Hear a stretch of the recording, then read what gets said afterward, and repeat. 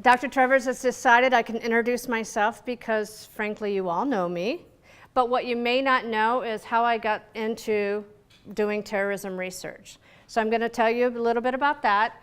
And I want to remind you that we have about 50 minutes, and I have 96 slides. So please don't ask any questions until the very end. Some of the slides are pretty fast, so don't stress. Don't leave the room. I was in the military. I was in the Army for a few years, right out of high school, and part of my Army training was NBC, Nuke Biochem. And fast forward through college, here in the department, I got asked to be the director of the grad program, and part of that is to come up with new ideas for programs.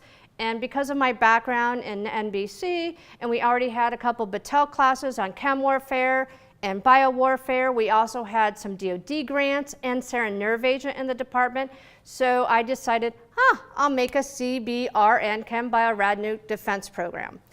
And then when I was trying to recruit webinar people for this, I ended up meeting somebody who said, I have to give a workshop on terrorism in a few weeks. Can you take over for me? I have to go to a wedding. And I thought you guys may relate. I'm a researcher. 2-3 weeks to be a subject matter expert in a topic? No problem. So in 2015, in the summer, I gave my first terrorism workshop. I can't say it was wonderful, but you know, I did my best. And luckily, since then, I went from 40 terrorists to 519. And from just a few different variables to now close to 40. So I'm going to describe to you guys my research. This is the abstract. I'm not going to read through it, but I do want to point out a couple key things. The reason I did this work is because I want to halt the recruitment of American citizens, those are my sample group, and to offer a solution or methods for community-based curbing of radicalization. We have some learning objectives. I really just want to cover the first one.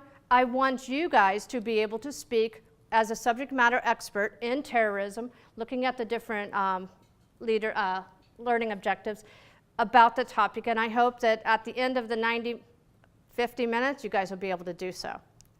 If not, come see me and we could talk about it for hours and hours. First off, it's very important that we have a definition that everybody understands for terrorism. This seems to be very blurry, so I've taken 3 different definitions and have combined them, and that is an individual or a group trying to intimidate or coerce a civilian or government population to break the law, to do things that they want you to do based off of I said chemical, biological, so now I'm going to say that. Based off of political, religious, or ideological reasons, and it's unlawful. So this is important. The goal is what makes it a terrorist act. Here's an example. This is the Las Vegas shooting. Many people thought, well, he terrorized people, therefore he's a terrorist. I'm afraid of spiders. They terrorize me. They're not terrorists. Keep in mind, terrorism is a really serious subject, but I tend to use humor and entertainment because I believe that if I make you laugh and I get you engaged, you'll walk away knowing more and have interest. So don't take my humor as a relationship to how I feel the value of this material or the seriousness of the material. So if somebody were to go into a school and shoot them up, are they a terrorist? No, because they're not doing it for religious, ideological, or political means. I'm going to do a test. Now we're going to talk about if you're a domestic terrorist or international terrorist. Here we have A. This is Boris. Boris is from Russia, and he's over in the United States planning, training to do an attack on the United States. Then we have Fred. Fred is B. Fred's an American citizen. He got tired of America, decided to go overseas, and now he's planning an attack on the US. So I want to see a show of hands. Which one of these is a domestic terrorist? Is it A? Is it A? So who thinks it's B? Clearly most of you think it's B. And you'd be wrong. Did you not catch the A? So the reason is if you plan and if you train in the US, it is a domestic act. If you plan and you train outside of the US, it is an international act. I want to talk a little bit about just legislation and why terrorism is treated differently than any other types of crime. And that is, if it is just a criminal act, the law enforcement have to prove that you intend to do that. So if you're going to go rob a bank, you can be sitting around Starbucks planning, but they can't do anything about it until you actually do something. Whereas if it is a terrorist act, if it's for terrorist reasons, you just have to appear to intend to do it. The Department of Homeland Security was created. They took 22 different federal agencies and combined them, and this is how we now treat terrorism. And just to give you an example, ISIS peaked really in 2015, and during 15-16, 30 new pieces of legislation was created to fight terrorism. That's the end of the boring stuff. Now we're going to get into the juicy research. I looked at 519 American citizens charged with acts related to terrorism. That is very important to say, acts related to terrorism, because you will find out only 10% of them were actually charged with terrorism. I'm just showing you here the 519, just to give you an idea of what that number looks like. And what I did is I looked at all these different variables for each one. Now, in some cases, it's difficult to find information. I looked at court records, Department of Justice press releases, FBI, and databases, academic databases to get the information. But sometimes, for example, if a person's married, if a person has college education, you have to go to the newspapers from their hometown because newspapers like to humanize people. So I was not able to get all the variables for all the different 519. And so you will see that I have numbers and that number just represents the amount of terrorists I was able to get that information from. This is the part Dr. Trevors was really excited about. First, before I continue with the research, I want to make sure that none of you here are a potential terrorist. So what I need you to do is please stand up. Whoops, here. Please, everyone stand up. Come on, Dr. Kemp. You'll get to sit down fast, I promise. Huh. Lovely. All right, so this is good. If you're female, you can sit down. Yeah, it's not fair, is it? But you know, I still want them to feel like they're part of the game, so I still give you the stats on the females as we go through. And you know, in spite of the fact that only 36 of the 519 were females, they tend to be deadlier. They end up going in under the radar. People think, oh, female, poor female. And so they can be brutal. And they go into it for different reasons. Whereas a male may want adventure and camaraderie, women typically go into it for passion. And that's passion for, you know, tall, dark stranger overseas, or because they feel they've been victimized or someone they love have been victimized. If you are between the ages of 15 and 43, keep standing. Yeah, see? Well, you know, it can be hard work running around in the desert with those suicide belts and humor. So what it is 80% of them fit those age ranges. You can see with females, it's a little bit different, 17 to 46. If you are educated, you guys all have to stand, I know this for a fact, increases with chances with unemployment. Now, do you understand why that would be important? No, yes. The reason it's important is if I go to school and I put in 4 years, 8 years, 12 years of school, and I'm still working at McDonald's, I'm not going to feel like it's my fault. I've done everything I needed to do. I put in the time, I paid the money. For some of us, it's a lot of money, so therefore I tend to blame the government. Whereas if I maybe got a high school degree and I'm working at McDonald's, I take ownership of that. So it's a different mentality. Here, if you're married or have a girlfriend, sit down.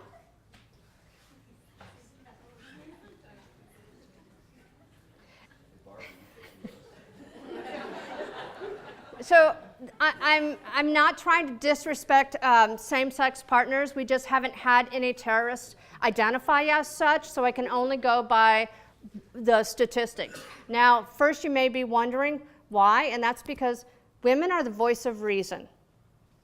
Gentlemen, if you're going to go off and do something stupid, who's going to be the one to say, set your butt home?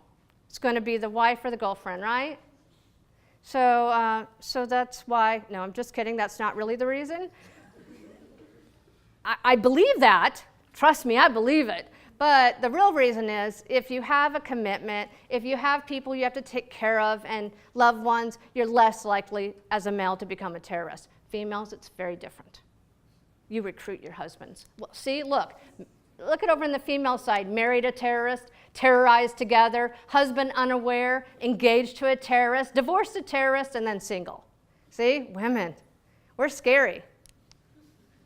If you were raised by a mother or a grandfather, meaning no father figure, active father figure in your life, keep standing.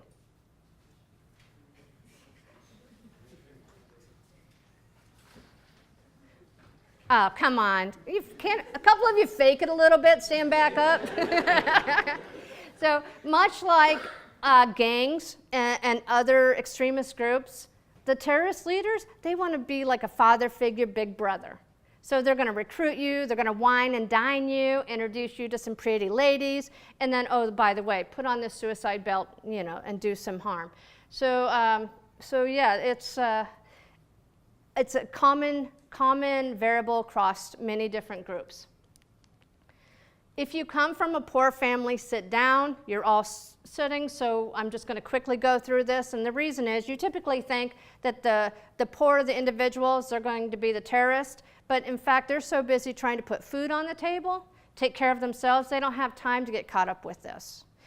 And groups like ISIS and Al-Qaeda, they have so many people knocking on their doors, they can be selective. And if they're going to have you go in and do something, they're going to want somebody that can handle problems if they come up. Now, this works for international groups, domestic groups, entirely different. If you are living in a country or location different, then stand up. Keep standing. Don't stand back up. Now, many people think this means you're from a different country and you're here. But in fact, it can mean you're from California and you moved to Dayton, Ohio. There is a game called cornhole. How many of you know what that is? And you're probably all from Ohio. So the reason this is important is because we have ways of doing things, we have games, and so if you're sitting around with a group and you're talking about, by the way, cornhole is a beanbag toss game. Yeah, so some of you may have played it. If not, give it a try. Back where I'm from, we called it, I think, beanbag toss. But it's the same thing. So if you feel left out, if you feel isolated, of course, then you're going to try and find people that you can relate with. If you are isolated, angry, or feel victimized. So I put this in here because it fits, but also gives anybody an opportunity to sit down if they don't want to be left standing. Now this guy, you've seen him in a few pictures because he fits this profile perfectly. So you may ask or may think that terrorism is a global problem and is there really anything you guys can do about it? And much like other problems like poverty, pollution, world peace, they can seem like they're too big of a problem until you bring it down to the neighborhood. What do we do in Ohio for poverty? We have soup kitchens. What do we do for pollution? We have recycling. What do we do for world peace? We bring in all these international students and educate them and become friends with them. So we can do these big global problems, we can bring them down to a neighborhood. We can do the same thing with terrorism. By looking at all those different 8 markers, and if we see somebody who fits maybe 5 of them, 6 of them, 7 of them, you can look through and see how you can make things better. If you know somebody's not from here, take them out, do something fun, introduce them to your culture and learn a little bit about theirs. Be a big brother, be a big sister. There are many things you can do if you see that somebody's potentially going down that path. Dr. Travers is a big brother. So I mentioned the different groups, and so now we're going to get into the bulk of the research looking at the demographics. allegiances, careers, and behind bars. So we'll start with the demographics. I already showed you these. That's the age and the gender. Here we have the terror residence. We have 50 states. Look at where Ohio is. It's number 5. So you may be sitting here thinking, I'm in Ohio. It's got to be one of the safest places on earth. But in fact, 5. That means 35 terrorists from this group resided in Ohio at the time of their arrest. Top 10 cities in the country. New York has 2. Look how many Ohio has. Cleveland and Columbus. Again, you think that Ohio isn't important, and in fact it's very important in curbing terrorism. Parents' home countries. The top graph shows all of them together, and then the bottom 2 are the birth U.S. citizens born here, and the other one is U.S. citizens that are naturalized. Also, I want to show you the citizen types. Again, often we think that they're naturalized citizens. They come over here, go to school, get a job, sneak in illegally, and commit crimes, when in fact you can see that the majority of them are from here, from the United States. I looked at just the ethnicity of the US-born citizens, and you can see here Caucasian. You can take all the other ethnicities, and we still have more Caucasians creating acts or getting charged with acts related to terrorism than any other. Females, the diversity is much less. Male terror relationships, you can see 376 single. So there's no doubt that in spite of the fact that they're all child rearing ages or marriage ages, that they tend to be single, whereas females, the majority of them are married. We would like to think that if somebody's going to chop the head off of a stranger, a civilian, they've got to have something wrong with them, right? We don't want to think that they're just like us, that they could be our next door neighbor, that they could be sitting in the seat next to us.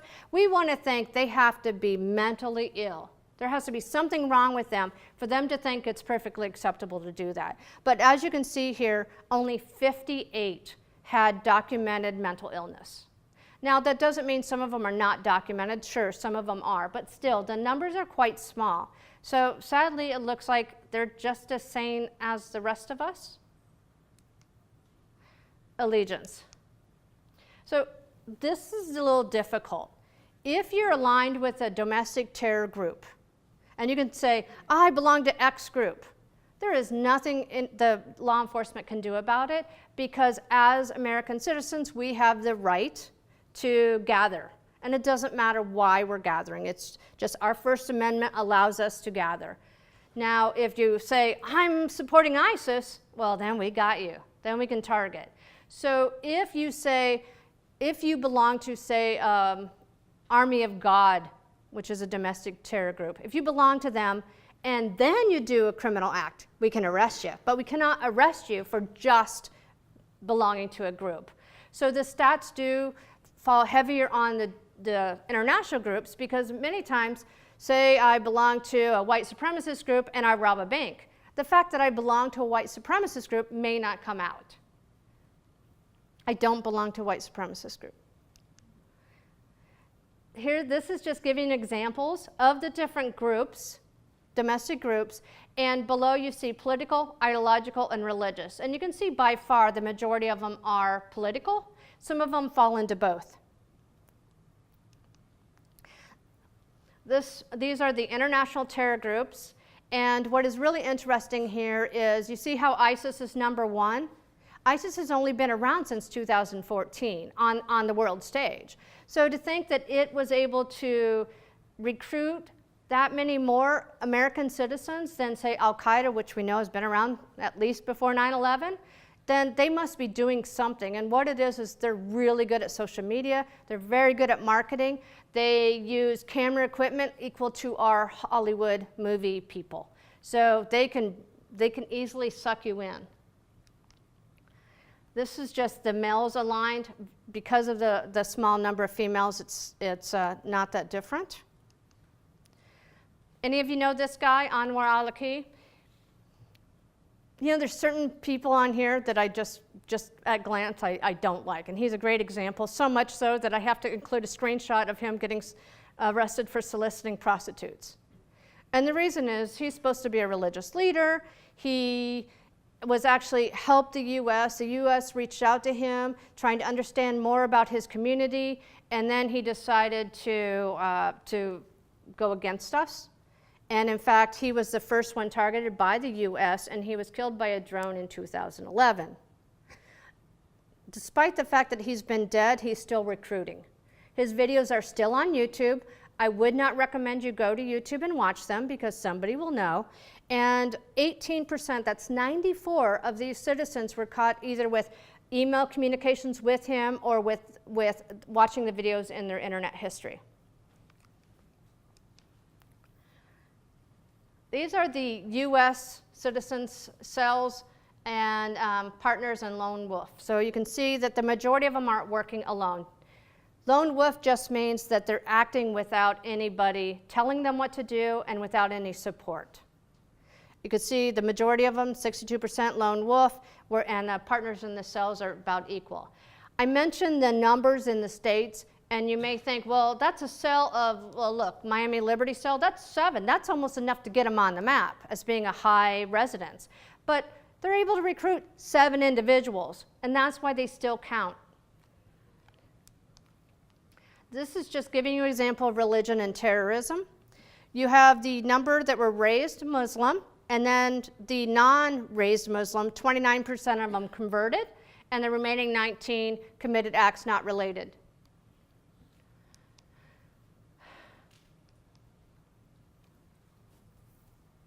Wow, we're really speeding through this. I might actually make it through.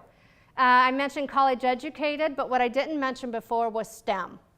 And you can see of those college educated, 64% were in STEM, science, technology, engineering, and math. So the real question is, did they choose those fields because they want to learn skills to be a terrorist, or did they go into those fields and then afterwards want to become a terrorist? These are the degrees that they were seeking or have when they were arrested. Raise your hand if you are on this list. Uh-oh, maybe we need to go back to that first page. It looks like every one of you, maybe with 1 or 2 as exception, and then you're just shy. How about this one? Top 10 terrorist occupations. Healthcare, 6%. Food service, military, trucking. So what's really important here is if I am a terrorist and I want to do a terrorist act, these are some fields I wouldn't want to find myself in if I were law enforcement, right? Healthcare, and I'm a terrorist, I could do some damage. Food industry, damage. Trucking, damage. It's kind of scary. So when you look at these and you think, how many terrorist acts have been thwarted? Knowing they have these kinds of backgrounds, it's pretty remarkable. Social class. This is just, I mentioned about the most of them being middle class and upper class, and so I actually looked into, based off their occupations, if that was true, based off of other people's research, did I find the majority of them lower class, or did I find the majority of them middle or upper class versus lower class? And it actually came out, if you think of students, that they are eventually going to be part of the middle class or upper class. And if you think of working class does not mean poor. There are some factory workers that make more money than we do. So you can't really decide based off of that. But looking at the stats, it seems more 50-50 to us. I'm a Army vet. I spent some time in Germany, and if you're around a bunch of soldiers in a bar in Germany and a song like Born in the USA comes on, like we own the place. Military people are some of the most patriotic people in the world. So it's really hard to believe that you could find 37 of them having committed an act related to terrorism. But when you look at it a little bit more closer, you think, okay, I was enlisted. When I got out of the service, I was now going to be an adult for my first time. Because when I was in the military for 4 years, if I spent my paycheck that first week, which maybe I did, new pair of shoes, stereo, you know, those things. If you spend your paycheck your first week, you still have a job. You still have a place to live. You still have food. So it's not until you get out of the service that you're like, wow, I've got to do all these things now. I have to adult. And, you know, the military, they spend a lot of money on you, training you. They don't want you to get out. They want you to re-enlist. So they're not going to make it easy for you. And so you've been trained, you know how to kill, you have this whole camaraderie thing, you want to be a hero for your people. You know, you're pretty ripe for picking. It's not a big step because, you know, the military, the government let you down because they just kicked you out into the city and said, okay, fend for yourself. And so you can see now why this number could be this high. This is just giving you an idea of the dates when the crimes took place. And you can see here we have 2002, 2003, copycats 9/11. You see around 2009, 2010, what happened then? Recession. And then you see 2015, 14, 15, 16, that's when ISIS took over. So you do things like this so you can forecast what the next 10 years will look like. If you know what caused those peaks, will it increase? I do want you to notice 2018, look at that number, 12. 4 of those are from Ohio. I mentioned at the very beginning that these are American citizens that have been charged with acts related to terrorism, that lengthy thing as opposed to saying charged with terrorism. Acts related to terrorism versus terrorism. And the reason is only 10% of them are actually charged, convicted with terrorism. Usually it's material support or some of the others. And you can see here material support's the most. If you commit murder, of course, you're a criminal. But if you commit murder because of terrorism, then that makes you a terrorist, in spite of the fact that you're not being arrested for terrorism. A hate crime is a crime that's tacked on. So you attempt murder, and it's related to a hate group. You're still arrested for attempted murder, but they tack on a few extra years if it's a hate crime. So a hate crime seldom stands alone. So you can have terrorism and have hate crime on top of it. Use of violence. Keep in mind, this is when they were arrested, they were not doing a violent act. Now, hopping on a plane to go train would not be considered a violent act. But you can see here 71%. FBI involvement. Some of you know I've been working over the last couple years with the FBI, and in fact just gave this talk to them last week. And one of the special agents said, keep in mind this is FBI involvement, that they only solve the cases because of everyone else. So it's a joint terrorism task force. They're not acting alone. Average sentence. Gentlemen, if you're thinking about committing a terrorist act, blame it on your wife, because you'll get 13 years and they're likely to only get 8. Now, granted, you won't have a wife because you're single and alone, but you know, if you want to go there, blame it on somebody else, female. Now, this is important because when I calculated all this and did all the stats in 16, this span was much wider. Well, remember when we started, I said women, oh, poor women, they are brainwashed. Well, the judicial system is starting to realize, no, they're not brainwashed, they're a terrorist. And so now they're not being as lenient to women. And what I'd like to see in maybe 5 or 10 years, that those numbers actually match up. Terrorist training camps. This slide is just showing you where they train. You'll see 5 women attended training camps, all in Syria. And the attended versus not attending, 28% did attend training camps.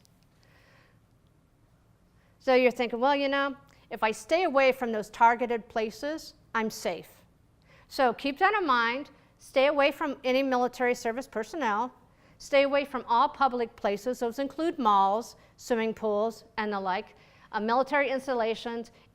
Don't become law enforcement. Bridges, oh my gosh, bridges. This is why I actually looked into targets, because it seemed like every other case involved trying to blow up a bridge.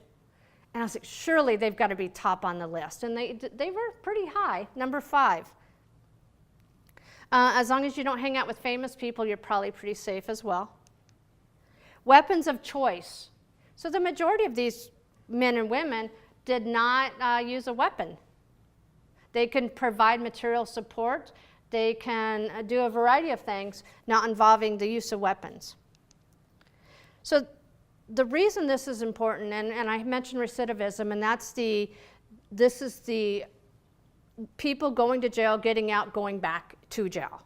That's recidivism. And what I want to do for phase 2 of the research is to go out and interview terrorists, some of these terrorists from these groups, to the prisons and find out what are their chances of no longer being radicalized, and et cetera, just to see if the nonviolent people, nonviolent, non-weapon using terrorists could have an alternative plan versus prison, and that would be a de-radicalization program, either in place of prison or with prison and on a lesser sentence. So that was phase 3, is the de-radicalization program. There are several of those in Europe and in the Middle East, but we do not have any in the United States. So phase 3 of my research is to develop a de-radicalization program in the United States. How am I doing on time? All right, we're good, because now we're on Ohio. These are the Ohio terrorists. Now you may notice I have names in parentheses, and it was my practice to always use the birth name. But if they respond to an alternative name, an alias, I have those in parentheses. And the reason I did this is I want you to know that Christopher and Brandon and all these other people are US born and bred American citizens that then converted to Islam and changed their name. This is the terror timeline. You can see it's very similar to the national timeline. Terrorist residents. Did you guys know we just had one in Beaver Creek last year, end of last year? And then we had a few in Toledo in December. Birth countries, USA still tops the list. This is allegiances. So one of them is domestic, the rest are aligned, if they're aligned to international groups. This is interesting. So this does compare the R stats versus national. And you can see most of them are very similar. The difference is college. Most Ohio terrorists do not have college. And military. None of the American citizens from Ohio had military background. Yay. You can see, though, unfortunately, Ohio is number 2 in the country for female terror residents. Re-entry and treatment facility. Do you guys know what that is? It is a halfway house. I did not know that, halfway house. We have one in Cincinnati. And these characters here are Amira, Ahmed, Marwan, and Ibrahim are all in Cincinnati at this halfway house. We also have a prison that has 5 terrorists currently housed there. And this is in the Northeast Ohio. Now I'm going to talk to you, show you a little bit about each of them. Keep in mind what I said. I'm a terrorist, I have this profession, I have this degree. What kind of damage could I do on a population if somebody doesn't catch me? This guy, Ayman, was a truck driver, independent truck driver. We found him because during enhanced interrogation techniques at Guantanamo Bay, Khalid Sheikh Mohammed, the architect behind 9/11, told us about him. And sure enough, they got there, and he runs a cell, and he was ready to blow up the Brooklyn Bridge. See, I said bridges, very popular. He also wanted to blow up a shopping mall, less popular. This guy, Christopher Paul, he's an entrepreneur. He was part of the same cell as the previous guy, but he wanted to have his own cell, so he went over to Afghanistan and did some training so he could come back here and be a leader. Luckily, it didn't happen. When I gave this talk to the law enforcement people, this guy I did not have a picture of. And I'm like, homework assignment for the audience. Find me a picture of this guy. So many attempted, only one succeeded. And this guy had access to a database for the federal prisons and found me his card, his prisoner ID card. I'm not quite sure how legal it is that I have this, but I have it, and it's kind of, it's good to visualize him because he doesn't look like how I thought he would look in the, when I read about him. I mentioned over here in the columns, I did the profile on each of them, so you can see there are some things like he stopped his education in 9th grade, but he claims he was fluent in Arabic. He was not married, had a son and daughter out of wedlock. He was abused by his father, so while he did have a father, it was not a good relationship. Most of you guys are pretty young, and I'll warn you right now, if you go off and do something stupid, in this day and age, you're going to get caught. This gentleman was a lawyer. He had an American wife, American daughters, living the dream until somebody found a video from 10 years ago where he showed support for a couple terrorist organizations. And when he became a naturalized citizen, he had to sign something saying, I have never done this. Well, he lied because, he's a grown-up now, and, those were follies of youth. Well, he ended up losing his citizenship and got sent back home. Regardless of the fact that he felt like he was reformed, it doesn't matter. He lied. He wasn't. They found this video. Had they not found that video, he would have been a happy American, but now he's not. So 2 of these guys are American citizens. The one grayed out was not. But this picture is important because doesn't that look like it'd be a car dealership right on Colonel Glenn? So it's not. It's in Toledo, but it's just amazing how it could happen anywhere.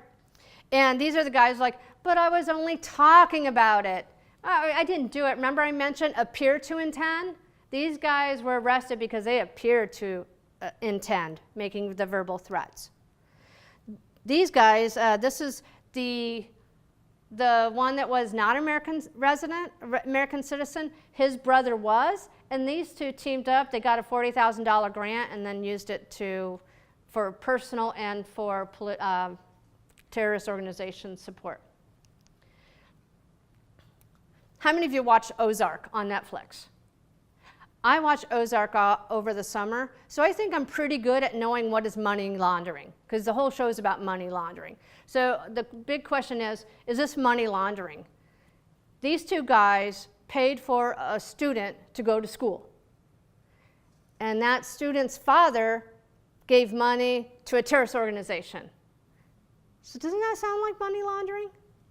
It's maybe debatable, but regardless, they're in jail now because of it. This is just an American. I mentioned about Ohio, in particular Columbus, having a large number. It's the Somalian population, and this guy ended up being one of the leaders, one of the commanders of Al-Shabaab. This guy, I really have nothing important to say about him, unfortunately. I do about these guys. Now, I mentioned the females and the males. They get different sentences, and you can see here, he received 75 months, she got 40 months.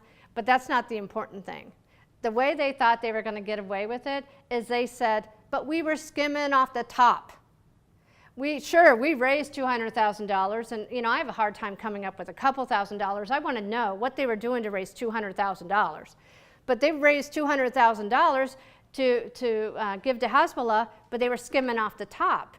And so therefore, and it was the wife that said it, Amara said it, she said, well, you should be thanking me, not arresting me.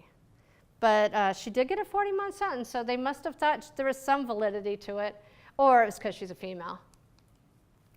This is a boy band. Not really. How many of you remember Occupy Wall Street?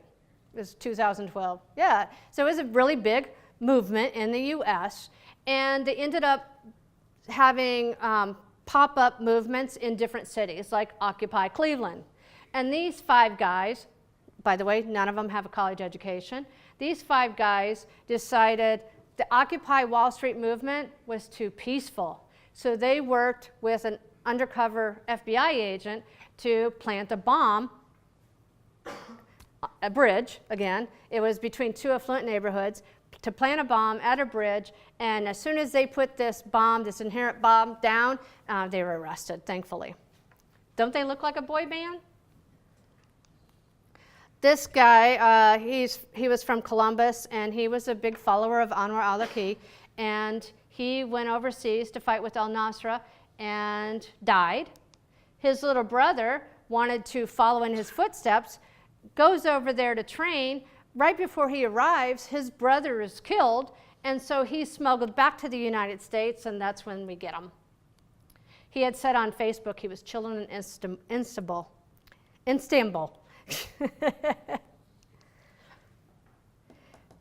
I mentioned about education, and this is a great example. So we have here a 24-year-old Joffrey, his wife, who had supposed to start at Ohio State. She was a straight A student. Her little brother, straight A student, computer nerd, and they both went off to fight. You guys may remember this young man, Christopher Cornell. He's the one that said 9/11 was an inside job. Cincinnati. If this video works, I'm going to play it because this guy is a fellow terrorism profiler, and it's kind of funny. We continue to learn more about this 20-year-old. His father described him as being a quiet mama's boy. We wanted to know if Cornell fits the mold of a homegrown terrorist. 9 on Your Side's Bryce Onslinger talked to the local terror expert today to find out. Right? Well, Carol, terror experts say getting in touch with radical groups is easier than ever thanks to the internet, and they're not surprised that Cornell's friends and family were likely being kept in the dark. He was a very nice kid. It's something you've probably heard before. Neighbors in this Green Township apartment complex shocked that someone they saw almost every day walking this cat could be charged with trying to inflict terror on his own country. Terror expert Ed Bridgman says Christopher Cornell fits the profile of a homegrown terrorist. But for some reason, one reason or another, multiple reasons, they don't fit into society, and they're looking for something else, something greater. Cornell is accused of planning to use a rifle like this AR-15 semi-automatic to gun down as many people as he could after setting off pipe bombs at the U.S. Capitol. It doesn't surprise me it's come to the heartland, the Midwest, because we're not immune. Bridgman says those looking to join a radical group don't have to look far to find a recruiter thanks to the internet. It's literally put a recruiter in every living room with the very slick, very high quality websites that these people have promulgated throughout the world. Cornell's father describes his son as a mama's boy who would often go through phases like wanting to become a vegetarian after high school. He says he only converted to Islam within the last 2 months. That's not unusual with these aspirational terrorists who will bounce from one ideology to another. Now, Cornell's parents say that their son never told them why he wanted to convert to Islam, and they say he just started to open up about that change over the past few days. Bryce, on your side. All right, so how many of you knew that vegetarianism was a gateway to becoming a terrorist? It sounds pretty ridiculous, doesn't it?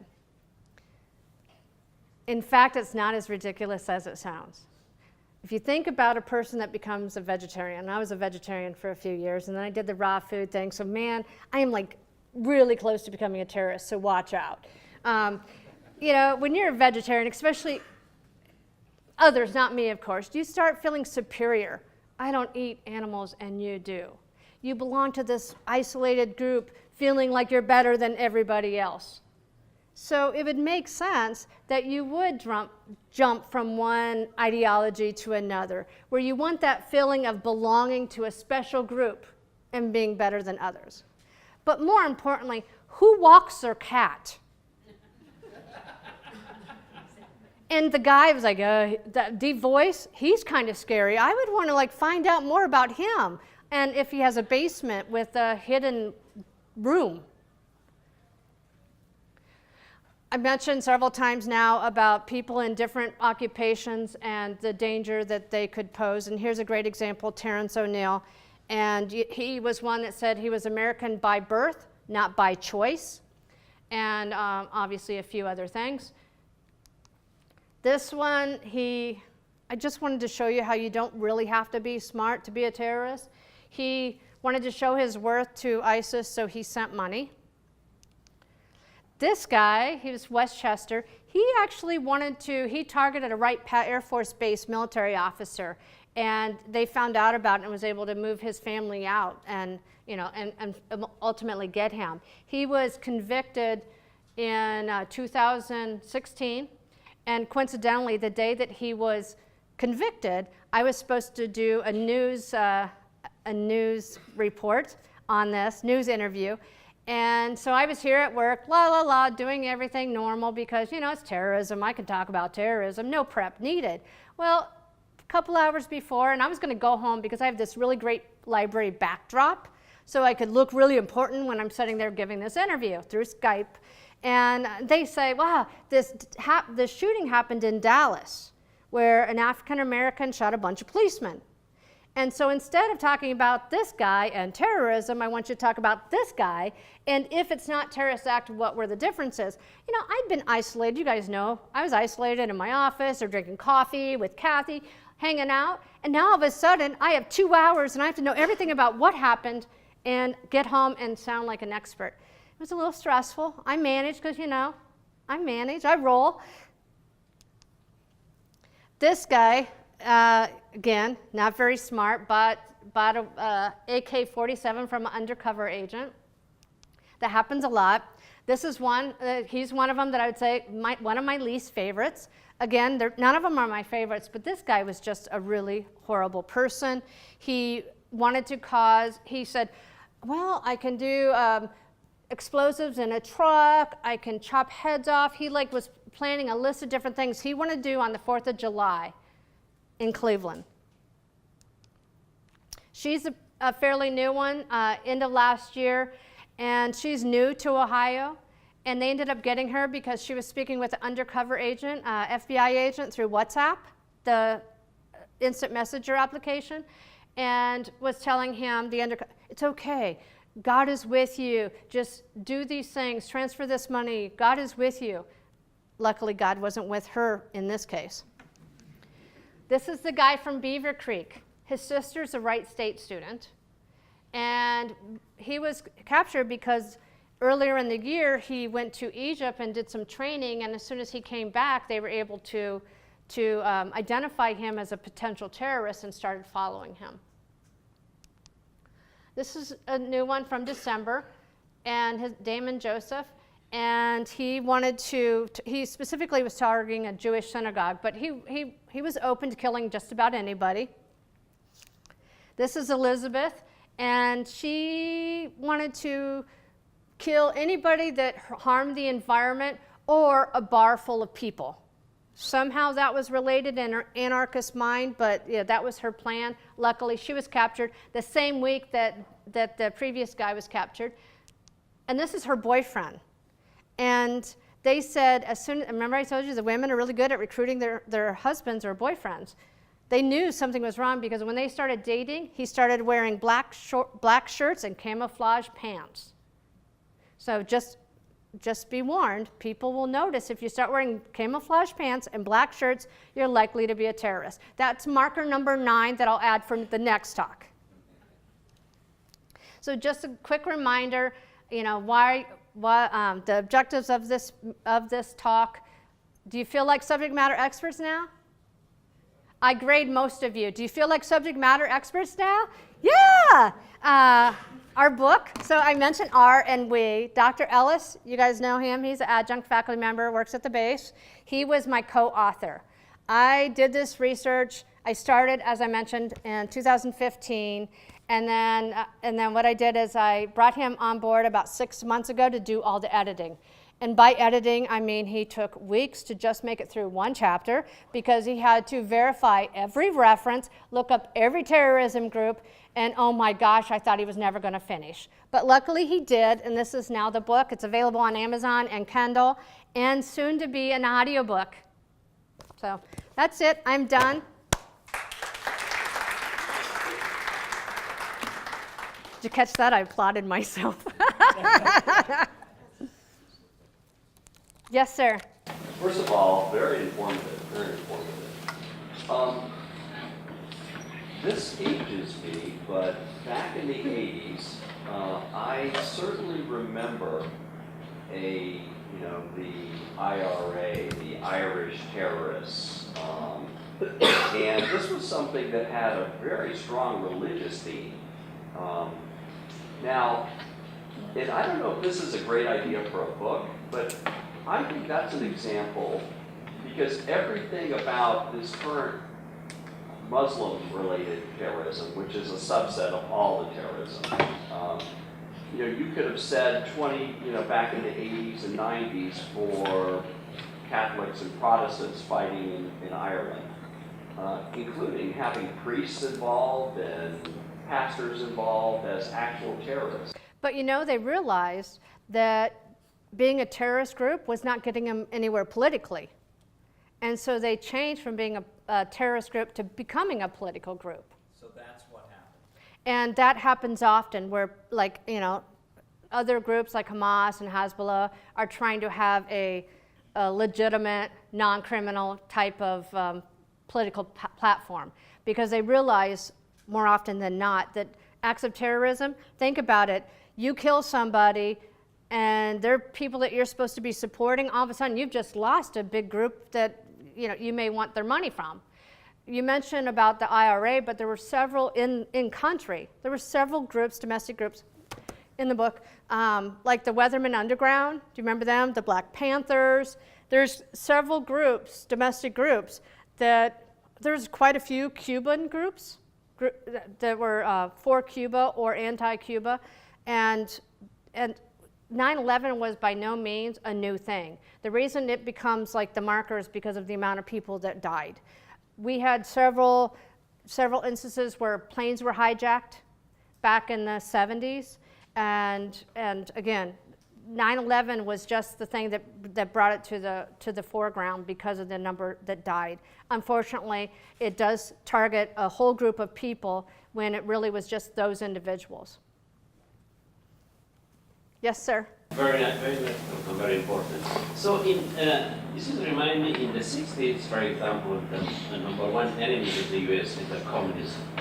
So to be associated with the illegal of the communists, then you're even when you come to the airport, they tell you have any relationship with communism. Now, I think this is not the case, because even if you go to Cuba, you can go and spend your time. So it is now a fashion for those people who want to do really damage, to say, I'm becoming a Muslim. Because before, if you say, I'm a communist, openly, you are really, the FBI will come and knock your door. So this is changing a kind of a political things, or it's kind of behavioral, or because of the exodus of those people.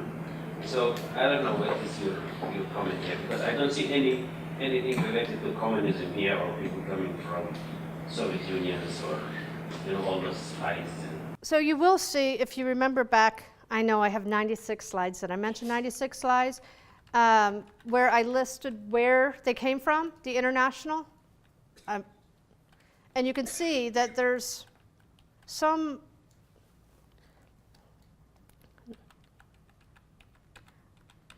es tut mir leid.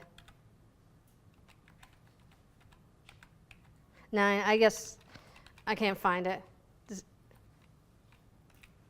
Here it is. So you can see when you look towards the end of the list with the 2 or less terrorists, you can see that they come from a variety of places. Bosnia, 3. Dominican Republic, 2. Ethiopia, 2. So, one thing you want to think about is, President Trump had the travel ban. And sometimes people think, well, some of these states, some of these countries with only 2 or 3 or 1 were on that list for the travel ban. But the travel ban did not just mean people arrested for terrorism. There are several reasons why a country would be put on that travel ban. Where, some countries, like Somalia, they really like to recruit here in the United States. In fact, that's why some of the states were higher than others, is the population from Somalia. Yes? I was wondering how we can differentiate between hate crimes and terrorism. Because I believe that if you do any harm to anyone, like human, animal, or anything, you do that maybe because you hate something in them, or because you want to harm them because of hate. So how you can differentiate? It's a really good question, and more often than not, those do overlap. So if I blew up a church, and I did that because those people were of a certain religion, and I wanted to scare people from becoming that religion, that is a terrorist act. I am using violence or the threat of violence to intimidate, coerce, and make people change the way they live. So in that case, that person is a terrorist, and they would have the hate crime tacked on. Now, if somebody, I use the school shooting as an example, if you're a senior in high school and you have no friends and no girlfriends, and you decide you want to get back at all the people that bullied you, that is not a terrorist act. You're still killing a lot of people, potentially, but it's for a different reason. And we take our laws very seriously, and one of them is you are innocent until proven guilty as an American citizen, unless it's a terrorist act. If it's a terrorist act, the laws are different. And so it's important, even if, the Dallas shooter, had he survived, he would have been considered innocent until proven guilty. And the laws for him would have been different from someone that had committed a terrorist act. I have another one. Do you think also the media plays a good role or a big role in calling the terrorism like crimes or hate crimes? Because sometimes you see a crime, and it is maybe, I will not say Islam, but maybe you say if he's a Muslim, you say he's a terrorist, and if he's from another religion, it's a hate crime, or vice versa, it doesn't matter. So what do you think? Yes, the media plays a big part in it. In fact, I mentioned about how I had to go home and talk about the Dallas shooting, and I said it was not a terrorist act. It was a hate crime, murder, hate crime. I don't know, maybe 30 minutes later, CNN is saying he's a terrorist. I was like, well, CNN, me? What do I know? You know what, it came out he was not a terrorist. Media people catch that. But no, great things about the media is they are the ones that are going to showcase victims. And if you have an event happen, man or nature, they're the ones that are going to humanize the people. And by doing so, they convince our politicians to make changes in the law. So the media people get a really bad rap. Yes, they want to get that information out there fast, but you know what? It's because we want it fast. And we know that getting it fast means there's going to be problems. They're not going to have all the facts. But we want it anyway, and then if they give it to us and they're wrong, we'll think poorly of them for about 3 seconds until the next incident happens. So, but the biggest problem with that in the media is they create new legislation because of a popular event, and then when they move on, when the next cycle comes through, that support for whatever they got approved, it drops. It becomes dead because nobody really cares about that anymore because they've moved on. So in terms of the media, they don't always get it right, and they are trying to get ratings, but I think the positive versus the negative very much outweighs the value. Yes?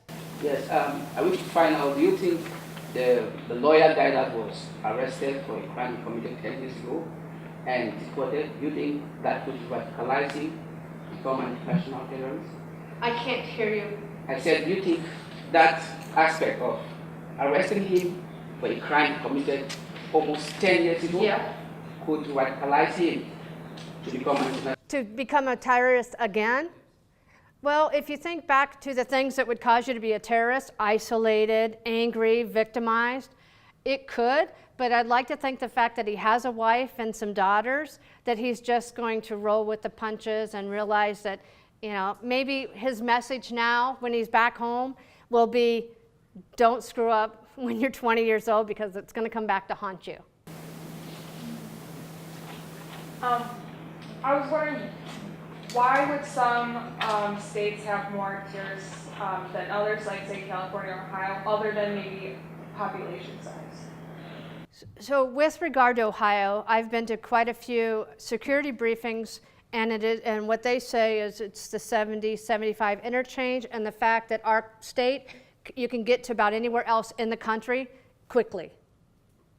But I've also been to some national briefings, and what they say is pretty much every state that borders water has a high number of terrorists. So it could be the Great Lakes, it can be an ocean, it can be any type of large body of water. And that's also covered in the book. Not that I'm trying to sell the book or anything. I do think it's time to go, but I'd be happy to answer some questions afterwards.